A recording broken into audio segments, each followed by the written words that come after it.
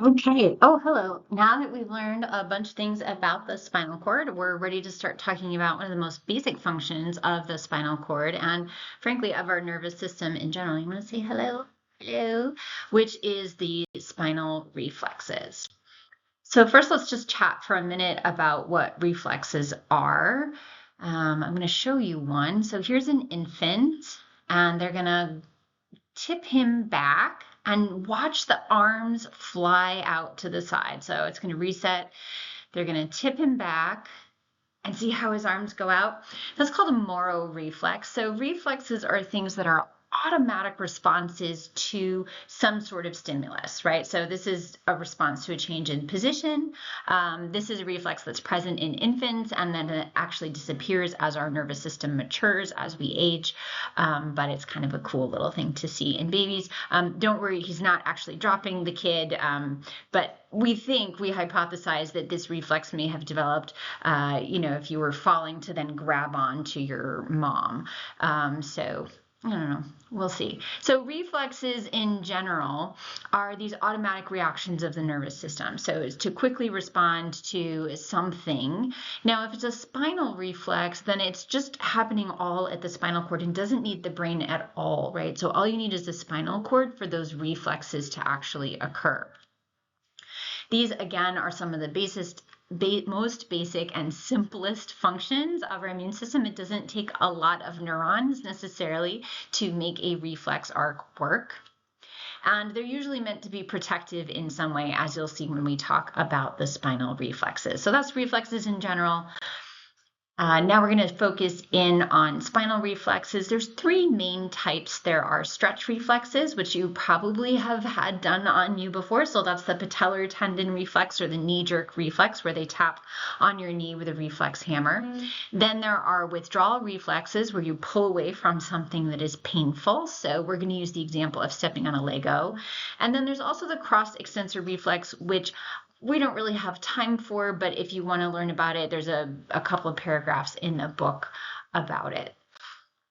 So let's start with the knee-jerk or patellar reflex. So that's in that category of reflexes called the stretch reflex. So what happens is when they tap on your knee here, and this is actually where they should be tapping, not where they kind of show in the diagram. When they tap on your knee here, it's pushing in the tendon. And so that's kind of stretching the tendon and then stretching the muscle that the tendon is attached to. So there's this stretch perception that happens in the muscle, which signals danger, like something is trying to tear our muscle. And the muscle in this case, right, is the muscle group up here, which is the quadriceps muscles, is what we call them, because there's 4 of them. You may remember their individual names. Should I give bonus points for that? Maybe. Okay. So, and then of course, after somebody hits you on the knee there, if you get the reflex, then you're going to kick your leg out. And what happens is when you do that, it puts some slack on the tendon and the muscle so that therefore it's no longer going to be accidentally torn. All right, go away. So let's break it down in terms of what's actually happening in the nervous system to make this occur. So the first thing that's happening, I'm going to try using purple. Let's see. The first thing that's happening is you get hit with the hammer.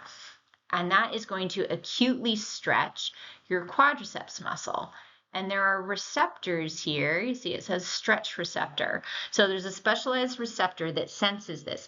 Now we have to be careful because this is another use of the word receptor. We're not talking about receptors on a little tiny cell membrane that are receiving a neurotransmitter. Now we're talking about receptors, which are a structure, a feature of certain types of sensory neurons. I know, I'm sorry. So that stretch is going to be perceived then by this stretch receptor, which is part of the sensory neuron. I'm going to use blue because I always use blue for sensory neurons. They didn't here, but that makes me sad. So then that signal it's going to send an action potential up its axon. That little label says sensory neuron. It's the axon of the sensory neuron, right? It's going to come in through the spinal nerve. Here's our dorsal root ganglion. Then it's going to come in through the dorsal root, and then it's going to come into the spinal cord, and we're going to be in that dorsal horn. So that's the sensory component, the sensory half of what happens. Now let's look at what the response to that stimulus, that sensory input, is going to be. There are two parts to the motor response. So we're going to start on the first one, which is going to result in the knee jerk itself. So if I zoom in on that spinal cord, you might remember that I had an action potential traveling along this sensory neuron's axon that was coming into the spinal cord. Now, if you look here, you can see we've got two different synapses. We've got one here and we've got one there. So when the axon splits into those axon terminals, it can give signals to more than one cell. So we're going to focus in now on this synapse here. So that synapse is with a motor neuron. So what we're looking at right there is a motor neuron, and look, its cell body is living in the ventral horn of the spinal cord. I love it, right? So it's exactly where it is supposed to be. So I think I'm going to use the highlighter. Maybe that's going to show up better. I don't know. So what's going to happen then is, in response to this motor neuron right here is going to send an action potential out its axon, which is going to go through the ventral root. And then now it doesn't line up, so I have to erase that. Through the ventral root. Here we go, through the ventral root into the spinal nerve, and then it's going to travel out and go to the quadriceps muscle, tell the quadriceps muscle to contract, which is going to straighten the knee, going to have the leg kick out like that, and that's going to put some slack then on the tendon and on the muscle. So that's the part of the motor response that is directly resulting in the knee kicking out like that, the leg kicking out. But there's also another side to things, which is happening to the antagonistic muscle pair. So if you remember from anatomy and physiology, muscles can only pull, they can't push. So I've got my quadriceps muscle here on the front of the thigh, and when that pulls, it straightens the knee. So when I want to bend my knee, then I have to have a muscle on the other side so that when it shortens, it pulls the leg in the opposite direction. So those are those antagonistic pairs. Antagonistic, because if somebody's your antagonist, that means they're fighting you, they're opposing you. So we have these antagonistic pairs. So our biceps and our triceps, right? One flexes the elbow, the other one extends the elbow. We have them everywhere. So we have finger flexors and finger extensors. You have to use different muscles to do the opposite actions. So this second part of the reflex arc of the motor part is motor inhibition. So again, we're going to zoom in. So remember, we had that sensory neuron send its signal. So let me grab my blue. So I've got my action potential coming down my sensory nerve axon. And this time we're going to focus on that other synapse, this one right here. So this is one of those cells that receives sensory signals that I told you about in the dorsal horn. This is an interneuron. Interneuron is the name we give for neurons who live entirely in the central nervous system. They don't send any parts of them out. They're just in the central nervous system entirely. And so this interneuron is then going to send an action potential to the motor neuron right near it in the ventral horn again. But this time, instead of that motor neuron sending the signal to contract, this motor neuron is going to send a signal out to relax this muscle. Where's my cursor? All right, so it's going to come out here and it's going to tell this muscle to relax and therefore to not fight the quadriceps. So you probably, in anatomy and physiology, we don't learn that motor inhibition side. We don't learn that we're relaxing the antagonistic muscle. So that may be new to you. The rest of it should be review from anatomy and physiology, hopefully, but maybe it's been a while. Okay. So in summary, so now I'm using the diagram from the Hedges textbook. Now you may have noticed that the chapter in the Hedges textbook that this is in is way far in the book. So they're using some more advanced terminology than we have yet encountered. Don't stress about it. Let's just talk about it using the basic terms that we've already learned. So I'm going to use blue again for my sensory neurons. So first of all, we have a stimulus here with the hammer. That's going to be picked up by a sensory receptor, which they're just kind of showing very simply here. So I'm going to change to the blue highlighter, which is going to send, oops, that's not blue, which is going to send an action potential along its axon. And there's the sensory neuron cell body in the dorsal root ganglion. So here we're in a spinal nerve, now we're in the dorsal root. We're going to come into that dorsal horn, and we're going to talk to, first, we're going to come all the way over here, and we're going to talk to a motor neuron. So the little E here is a motor neuron, and then that motor neuron is going to send an action potential out to the quadriceps muscle and contract the quadriceps muscle. The other neuron that it's going to talk to, the sensory signal, is also going to travel to this interneuron shown here in black, and that interneuron is then just going to relay the signal to this other motor neuron. I'm going to put this one in orange. This other motor neuron, which is then going to inhibit or relax the opposing or antagonistic muscle to make it easier for the quadriceps muscle to do its thing. So that's the stretch reflex all in a summary. Don't worry about the alpha stuff. Don't worry about that. The other type of reflexes we're going to talk about that are spinal reflexes are withdrawal reflexes. So this is the classic, you put your hand on a hot stove and you immediately jerk it away, right? It's this jerky, fast, protective mechanism where it moves your body away from a potentially harmful stimulus. So pain, as much as like we don't like pain, pain is often a really important signal that something is wrong, something is damaging or hurting our bodies. Not always, and then that's where it gets difficult. But so it's giving you important information so that you can remove your body, hopefully, from the thing that is causing you harm. We're going to actually use the example of stepping on a Lego, and this gift didn't start where I wanted to, but boom, there you go. So if you step on something, you're going to quick pick your foot up off of it. I thought this was kind of cute. All right, make him go away. All right, so when you step on a Lego, same thing, you're going to immediately kind of pick up your foot and pull off. So let's take a look at what's happening there. So the first new terminology that you're going to learn is the word nociceptor. A nociceptor is a sensory receptor for pain. So we have a special sensory neuron that has a receptor for pain, and we're going to call that a nociceptor. So the sensory arc of this is going to be that the nociceptor detects a painful stimulus. So they've got like a, hello. They've got like a tack or something down here, or jack. So here's your nociceptor down here. It detects a painful stimulus. It's going to send an action potential up that nerve, all the way up through that spinal nerve into the dorsal root. There's the dorsal root ganglion with the cell body, and then into the dorsal horn of the spinal cord. Okay, so that's the action potential up the sensory axon into the spinal cord, entering at the dorsal horn. So what's going to happen here is it's going to synapse with an interneuron, which they're showing in black. So I'm going to use green. So we've got our cell body of our interneuron.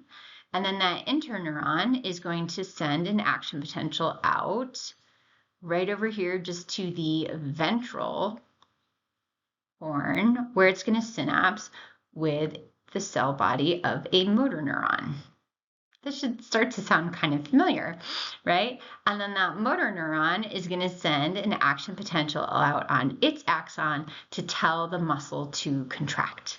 So this is very much like the stretch reflex, except that we're using an interneuron. And the only part of the stretch reflex that used an interneuron was the inhibitory side, right? So calming down and relaxing the opposing or antagonistic muscle. A withdrawal reflex always uses an interneuron. Okay, so here again is the image from the textbook. So we're just going to go through it one more time. They actually have somebody stepping on a Lego.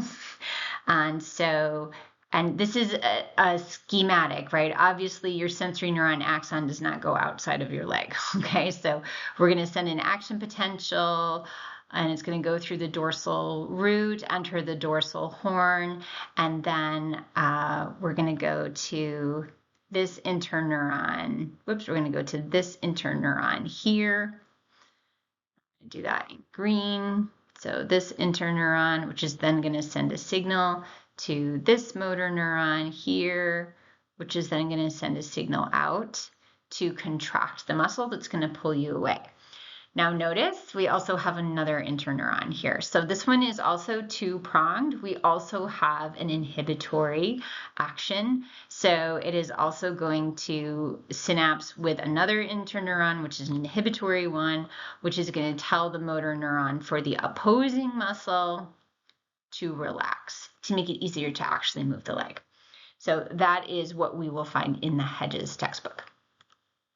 So again, a painful stimulus. The nociceptor, that special sensory receptor for pain, sends an action potential along its axon up into the spinal cord, right, through that dorsal root into the dorsal horn. It's going to synapse with an interneuron. That interneuron sends an action potential to a motor neuron, right? So it's going to synapse with a motor neuron. And then the motor neuron is going to send an action potential to contract the muscle and pull that part of your body away from the painful thing. And then there's also an inhibitory one. Okay, so we've got both an agonist and an antagonist kind of acting or one's acting and one's relaxing. Okay, so spinal reflexes are pretty cool because they don't use the brain at all. Like, yes, there are going to be some signals that go up to your brain, so you're consciously aware, like, oh, I just stepped on the Lego, or oh, that stove is really hot.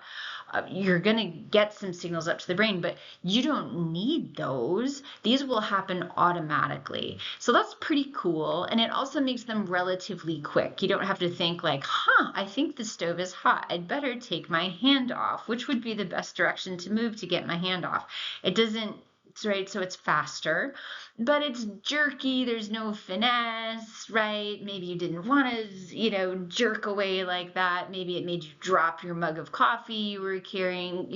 It's not smooth, but it's meant to be protective. So it doesn't care. It doesn't care if you spilled your coffee. At least it prevented you from getting a 3rd-degree burn. All right. Now, of course, the brain can modulate these reflexes. You can voluntarily suppress them. So if the antagonistic muscles are contracted, if my hamstrings are active, then that's going to prevent my quadriceps from being able to kick my leg out. So it's funny, in the book they said, oh, you can't fight these because it's monosynaptic. It doesn't go through an interneuron, but like you can, because you can be activating the antagonistic muscle. So sometimes if you go to the doctor's office and they're tapping on your knee and they don't get a reflex, it doesn't mean you're dead or you're a zombie. At least I hope not. It usually just means that you've got too much tension in the antagonistic muscle and the reflex isn't able to overcome that. So that's why they always say, relax, let your legs dangle, right? Because if the muscles aren't completely relaxed, you can overpower these reflexes, especially if they're just giving you a little tiny tap. I mean, if it was a big thing, like no, but a little tiny tap, yeah. So in summary on the spinal reflexes, these are automatic, quick, but jerky responses. They don't require the brain and they're meant to be protective. The stretch reflexes, we have a stretch receptor which sends its action potential up that sensory neuron axon, past the dorsal root ganglion, through the dorsal root to the dorsal horn, and then all the way over to the ventral horn where it's going to synapse on a motor neuron, which then sends an action potential to contract the muscle. It's also going to have a synapse on an interneuron, which then talks to the inhibitory motor neuron for the antagonistic muscle.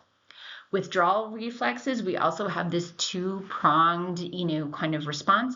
But it starts with a nociceptor, a pain detector, that then is going to send an action potential up to the spinal cord. And we're going to synapse with 2 different interneurons, one of which is the excitatory one, which is going to tell a motor neuron to tell the muscle to contract. The other is the inhibitory one, which is going to tell that motor neuron to relax that opposing or antagonistic muscle. And so that's spinal reflexes for you. Last section is we will do spinal cord injuries. So that's next.